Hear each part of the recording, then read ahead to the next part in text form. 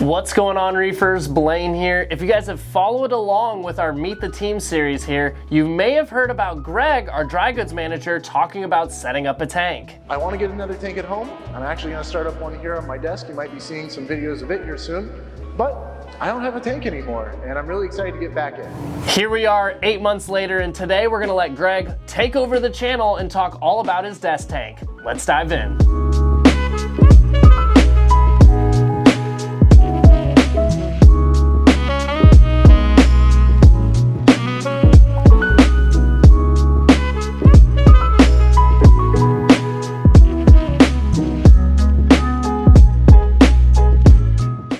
Hey there guys, it's me Greg again, our dry goods manager over here at Shelf Aquatics.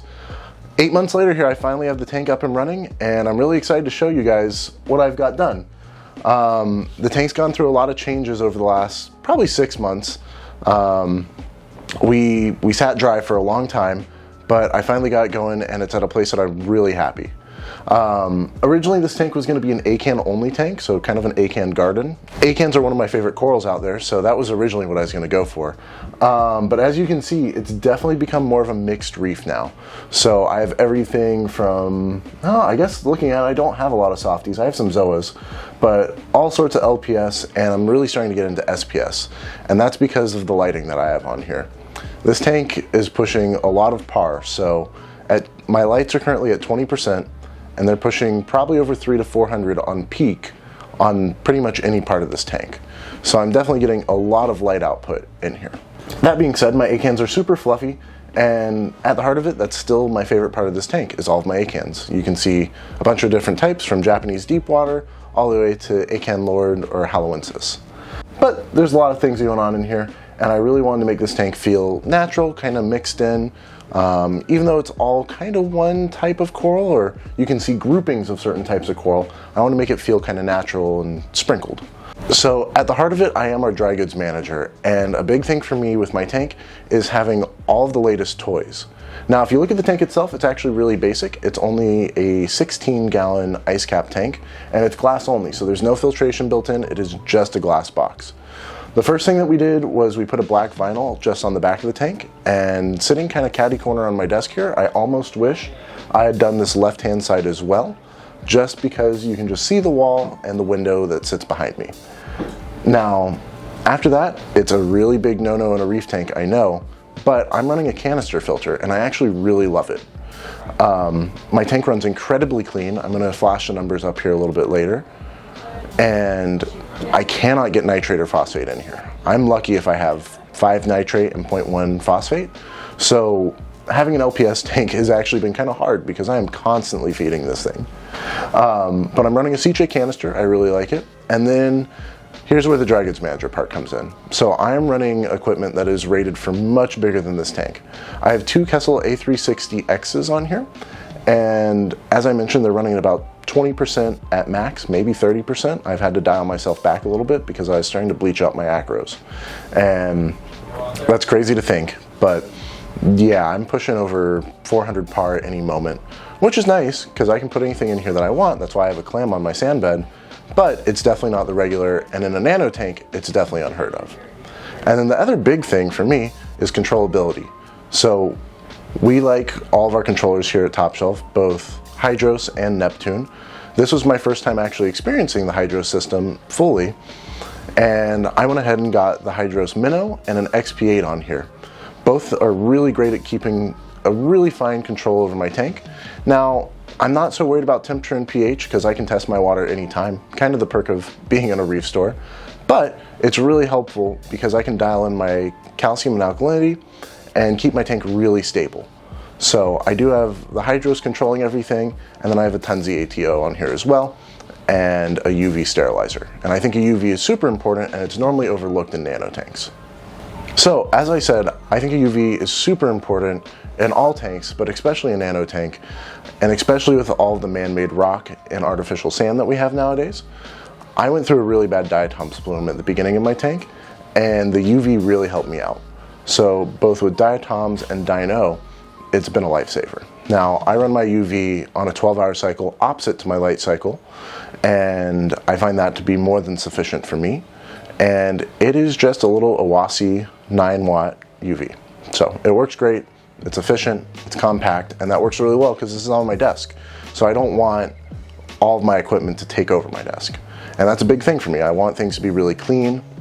It's another big reason that I use the Kessels as well, because I can put the reflector cones on here and I get no really light spillage onto my desk. Since I'm sitting here at eye level with the tank every day, I don't want to be blinded constantly by the blue light.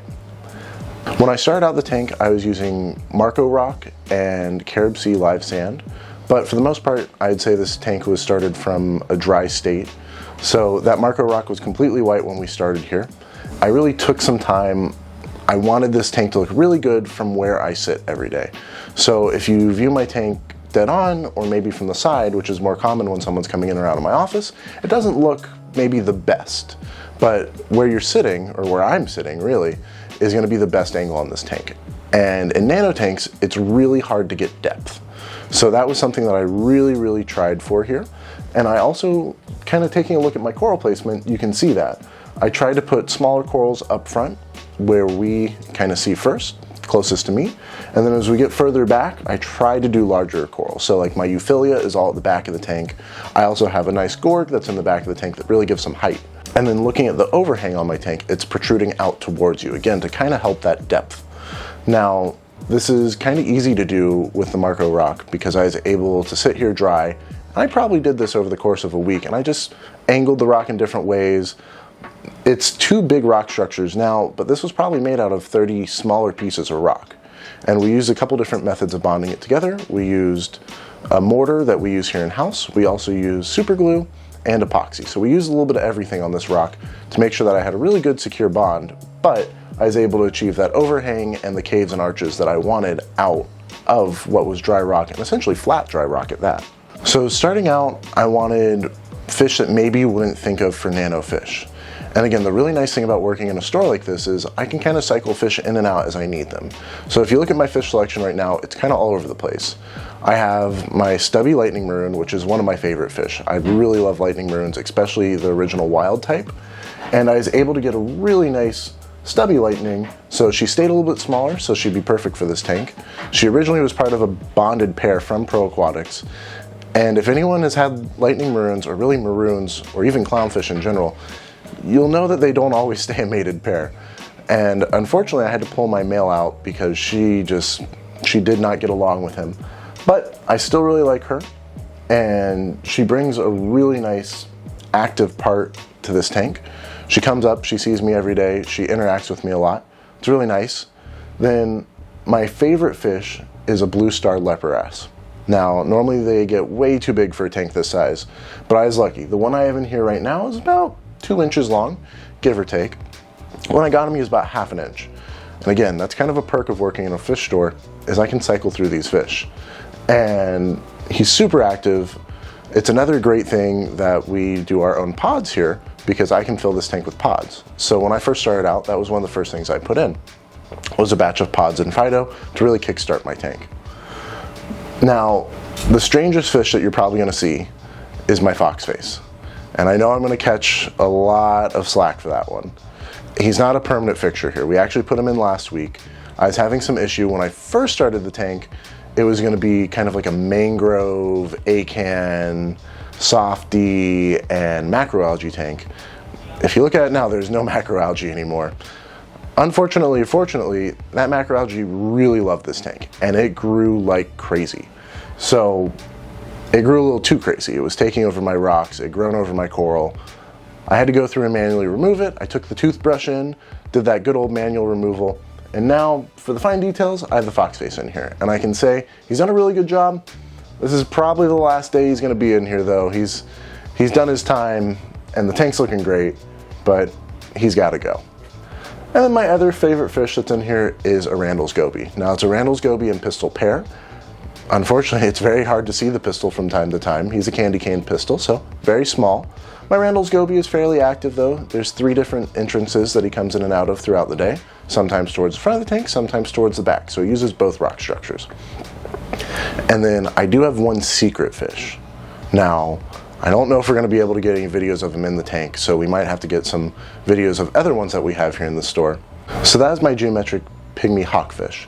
Now, he's super elusive, and I only see him once a week, but really cool fish, and the longer he's been in the tank, the longer I get to see him.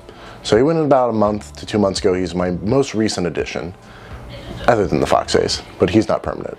And I get to see him mainly when I feed, but really first thing in the morning and last thing in the evening, so when the lights are first ramping up and ramping down, is when I get to see it.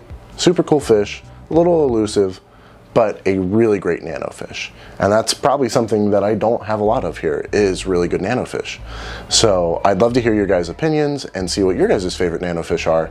So maybe when some of these things outgrow my tank, I can put some of them in. To wrap things up, for anyone who's trying to set up a nano tank, the biggest piece of advice that I give is go slow. It's probably the problem I had here at the beginning. I'm very privileged because I can switch out my coral and switch out my fish, but I also rush things at the beginning. Now the tank is looking great here, like I said, 6 to 8 months in, but I definitely go a little bit slower moving forward.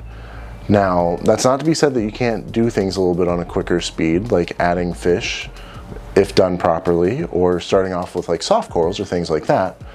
But the key to a really good established reef tank is taking your time. And also taking the time to kind of plan out where you're gonna put things in your tank and what they're gonna look like, maybe not now as frags, but when they're grown out in full-size pieces. So again, scale is a really big thing for me. My rock might look a little barren right now where my SPS is, but I know in 6 months or so, when it's starting to grow in, it's gonna look completely different. So things like lighting, flow, frag placement, and just kind of overall, every part of your tank will mature with time. And you're always gonna have to make little changes to it.